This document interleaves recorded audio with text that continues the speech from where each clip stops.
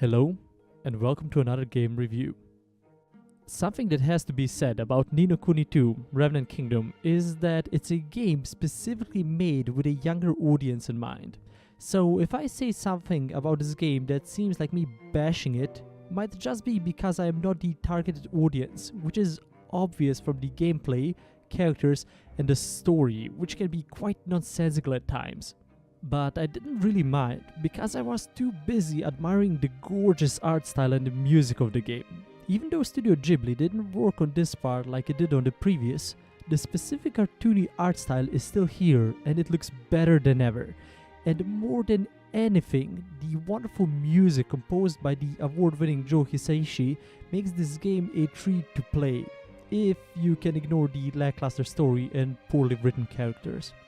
The story begins with Roland, a president of an unnamed country, being spirited away to a different world where he meets Evan, the half-cat and soon-to-be overthrown ruler of a half-human, half-cat town called Ding Dong Dell, and they together must escape from the city where a bloody coup is taking place, organized by the previous king's trusted advisor. After which they have to found a kingdom of their own, so Evan can rule everyone as a benevolent king, so people can live in peace and prosperity. And I'm not making any of this up. This is the whole plot outline and the main motivation for the characters. But the characters are not that different either. They have only one trait to their name and maybe one flaw, if you can call that a flaw.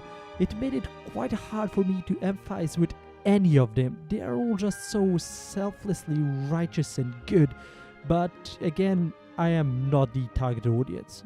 But even if I take this into consideration, what kid would want to sit through hours upon hours of exposition about the world? I think that in the first 4 hours or so, at least 50% was spent on exposition.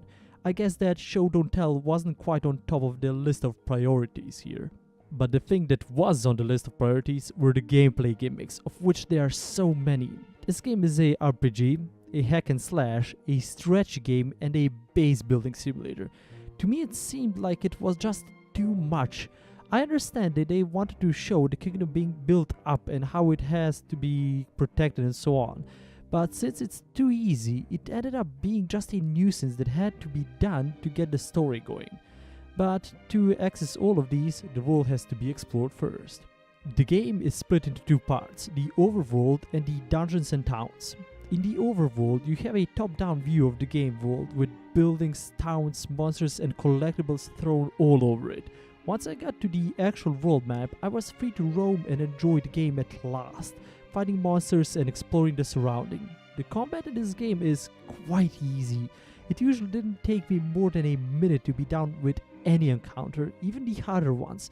And on top of that, the game throws so many helpful items and abilities to help with the combat, to a point where the only challenge was getting through the shallow story. But since I followed the main story first, I usually spend my time in the dungeons and towns portion of the game. The overworld has many towns and dungeons around it, and after entering one of them, the game switches to a third-person view where you control your characters like in the combat portions of the game. And to be honest, this is the best part of the game. Since there are no animations when you get into combat, you can just run up to an enemy and slice them up, and this is where the story progresses. I already mentioned that the story is a bit of a weak point in this game, and that could be, again, attributed to it being made for a younger audience that can't really follow a more complex story than these are the bad guys and those are the good guys. But making everything so black and white doesn't really help the game. A bit of depth is always welcome, and I doubt that a character saying they don't like something or, God forbid, that they hate something would really ruin the game. And besides that, it is funny to see how the world works. It's a magical medieval setting, but they literally have a magic version of Facebook in it, and it's so odd and out of place. It doesn't help further the story, and all it does is maybe flesh out a few characters that use it, but that's basically it. So, to wrap this all up, even though it seems like I bashed Kuni II, I actually liked it, and the story plot, weak as it is, still made me continue playing the game to see how everything will turn out.